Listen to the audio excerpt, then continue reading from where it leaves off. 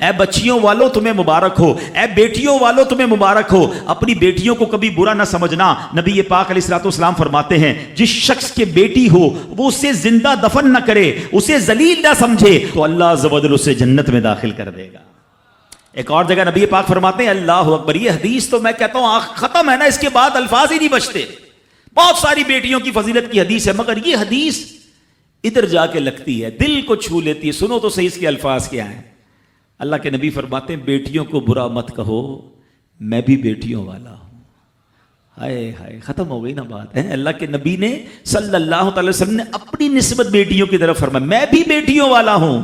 بے شک بیٹیاں تو بہت محبت کرنے والیاں، غم گسار اور بہت زیادہ مہربان ہوتی ہیں۔ سنو بیٹیوں والو اور بہنوں والو، اللہ کے حبیب کیا فرماتے ہیں صلی اللہ تعالی علیہ وسلم، میرے نبی کا فرمان ہے کہ جس کی 3 بیٹیاں یا بہنوں کی اس طرح پرورش کرے، ان کو ادب سکھائے، ان سے مہربانی کا برتاؤ کرے، یہاں تک کہ اللہ عز و جل اسے بے نیاز کر دے، یعنی ان کا نکاح ہو جائے، تو اللہ تعالیٰ اس کے لیے جنت واجب فرما دیتا ہے۔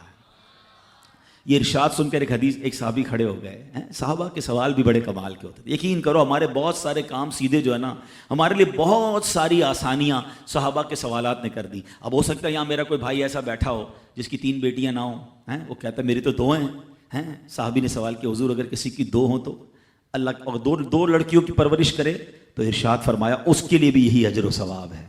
راوی فرماتے ہیں یہاں تک کہ اگر ایک بیٹی کا بھی لوگ ذکر کرتے تو نبی پاک اس کے بارے میں یہی فرماتے۔ مگر ایک روایت اور بھی موجود ہے کہ ایک صحابی نے کھڑے ہو کر کہا حضور اگر کسی کی 1 بیٹی ہو، اللہ کے نبی نے فرمایا 1 بیٹی ہو تو بھی جنت واجب ہو جاتی ہے۔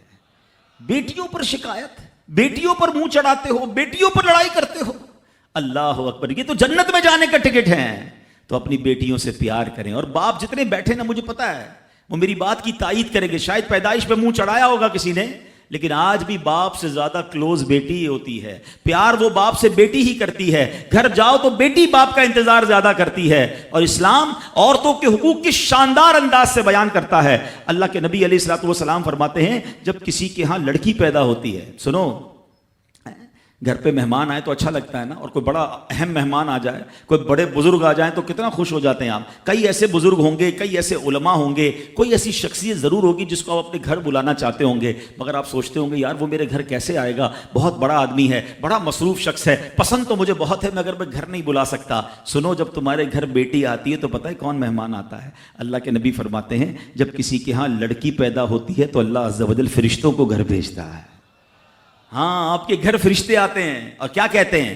فرشتے آ کر کہتے ہیں اے گھر والوں تم پر سلامتی ہو۔ پھر فرشتے اس بچی کو اپنے پروں کے سائے میں لیتے ہیں، اس کے سر پر ہاتھ پھیرتے ہوئے کہتے ہیں یہ کمزور سی جان ہے جو ایک کمزور جان سے پیدا ہوئی ہے، جو شخص اس کمزور جان کی پرورش کی ذمہ داری لے گا تو قیامت تک مدد خدا اس کے شامل حال رہے گی۔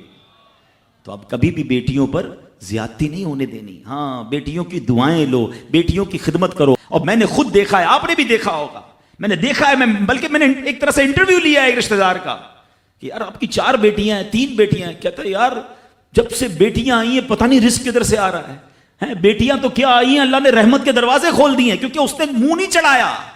کچھ ہوں گے ایسے بیٹیوں والے جن کا ہاتھ تنگ ہوگا، تو غور کرو جب بیٹی ہوئی تھی تو شکر کیا تھا یا شکوہ کیا تھا؟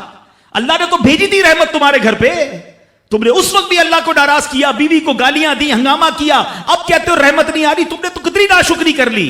اگر تم سجدہ شکر ادا کرتے، اللہ کی بارگاہ میں رضا راضی رہتے، اللہ بیٹیاں تو دیتا مگر تم پر رحمت کے اور دروازے بھی کھول دیتا۔ اور ہم نے دیکھا ہے لوگوں کے رزق کو بڑھتے ہوئے۔ تو کبھی بیٹی کی پیدائش پر آپ نے منہ نہیں چڑھانا ہے، ہاں، نہ اپنی زوجہ کو تانے دینے ہیں، اور بیٹیوں کا خیال رکھیں، بہنوں کا خیال رکھیں۔